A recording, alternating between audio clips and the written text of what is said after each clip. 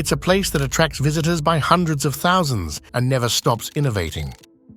A state where innovative real estate projects costing billions of euros are being undertaken, the most spectacular of which is due to open in a few months' time. This titanic project is located not in the Middle East, but in the Principality of Monaco, which borders France. Nicknamed the Rock, Monaco is a veritable confetti in geographical terms. Surrounded by France, the country is located just 20 kilometers east of Nice and a stone's throw from the Italian border. Monaco's surface area is just 2 square kilometers. This makes it the second smallest country in the world, behind the Vatican with its 0.44 square kilometers. By way of comparison, the city of Paris itself covers 105 square kilometers. Yet with over 39,000 residents, Monaco is one of the most densely populated countries in the world, and space is in short supply. To keep expanding, a horizon was quickly found. The Mediterranean Sea, where artificial development projects are multiplying, and the latest is surely the most impressive.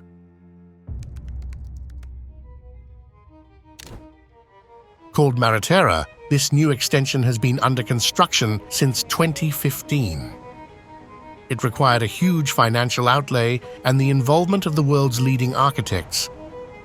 Although the project is intended to be ecologically responsible, it has been criticized by many for turning the area into a new paradise for the rich. Today, Looking For takes you to the Rock to discover one of Europe's largest construction sites. Monaco's core identity is luxury.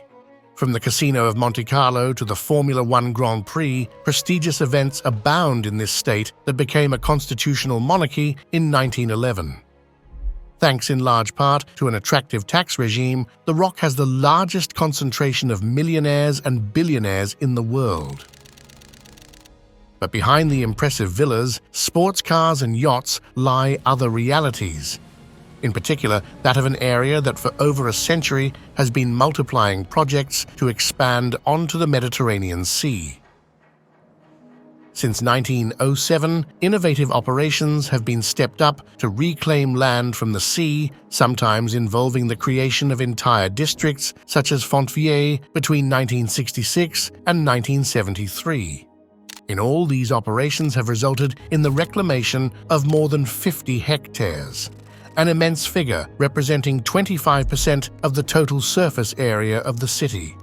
This percentage places Monaco among those states considered to be the champions of land artificialization on the sea, alongside Singapore in Southeast Asia, for example. In almost 50 years, the city-state has gained more than 147 square kilometers of new land artificially created on the sea. This represents almost 25% of its territory. In a different register, but still with a view to gaining ground against the sea, the European champion is the Netherlands. A country that has based part of its survival in the face of rising waters on a global strategy based on polders. Without this countrywide system, almost 2/3 of the Netherlands would be flooded today. A feat of engineering that must be constantly rethought in the face of rising waters. If you're interested in the subject, I've included my dedicated video in the description. But let's go back to Monaco, where the conquest of the sea has been at a standstill for the past 20 years. Indeed, the last project to see the light of day dates back to 2002. This was a 3.7-hectare semi-floating breakwater to protect Port Hercule, Monaco's harbour. In 2005, Albert II officially became Prince of Monaco following the death of his father, Prince Rainier III. And it was only 10 years later that the first major project under his reign took shape. It was Mareterra, a name combining two elements intended to be complementary: sea and land. This future new district of Monaco is located almost in the center of the city. It is set between Port Hercule and Lavoto Beach. As a backdrop, future residents of the new district will be able to contemplate Monaco's immense convention center, the Grimaldi Forum. The Grimaldi Forum will be extended by 6,000 square meters, which will be located on Mareterra. To understand the scale of this project, we need to look at the figures for a moment. Begun in 2015, the project will save the Principality 6 hectares. The cost of the operation, €2 billion, according to the invoice announced by the Monegasque development company Lance du Portier. The construction site is running at full speed, mobilizing every day 2,300 people and nearly 300 companies, including Bouygues and Eiffage. A colossal undertaking with a pronounced commitment to ecological construction. As channel subscribers know, many projects claim to be eco-responsible. In reality, most of them are more about greening the image of a construction site than the reality on the ground. But in Monaco, the ecological aspect seems to have been well taken into account. A case in point is the 6-hectare marine area that has been filled in with over 50 meters of fill, enabling the buildings to be constructed. Prior to this undertaking, the seabed was cleaned to some extent. The seagrasses essential to the Mediterranean's underwater biodiversity, the Posidonia, which are found in abundance in this area, were moved and replanted in the surrounding area. The new space has also been designed in a curved shape. This shape is no coincidence, since it was designed to follow the direction of a sea current that runs alongside the Principality. The materials used in the construction are also in the same vein of low environmental cost. The wave-breaking concrete caissons were designed to facilitate the growth of algae. They are placed on a giant embankment. The embankment lies between 20 and 50 meters beneath the sea and is almost 500 meters long. This immense wall under the sea is made up of local rock brought in astronomical quantities, and then precisely deposited on the seabed by a specialized boat. It was only after construction that the 18 huge reinforced concrete caissons were towed by boat to the site. Manufactured in Marseille, each is 27 meters high and weighs 10,000 tons. The giants were then ballasted and weighted down with quarry materials to take their place on the giant embankment. They are positioned to centimeter accuracy, with ships and divers making the final adjustments. The complete belt of caissons enclosing the future district was completed in July 2019.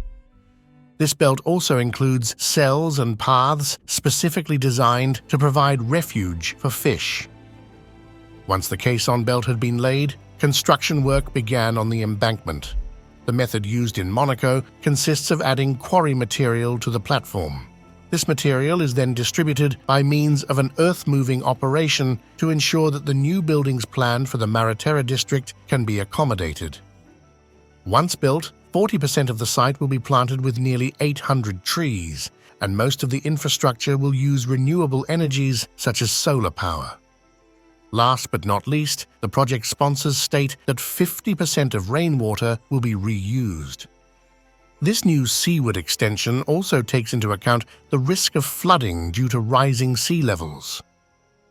The builders have therefore taken precautionary measures. The lowest levels, the second basements, are 2 meters above sea level. The first living areas are 7 meters above sea level, well above the recommendations for the real estate sector. According to Lance du Portier, this new islet is better protected from the risk of flooding than 99% of the surrounding coastline. Extreme protection for exceptional buildings. Luxury homes designed by the world's leading architects will be built on these 6 hectares.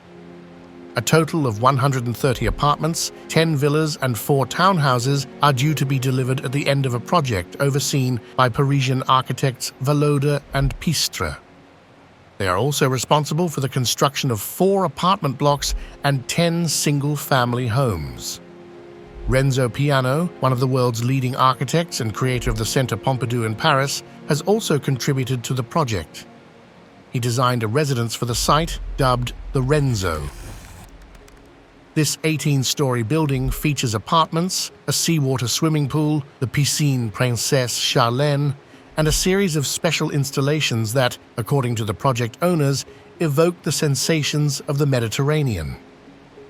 Another presence of the architect on the site will be the immense white air vents scattered across the 6-hectare site, also visible in the vicinity of the Centre Pompidou.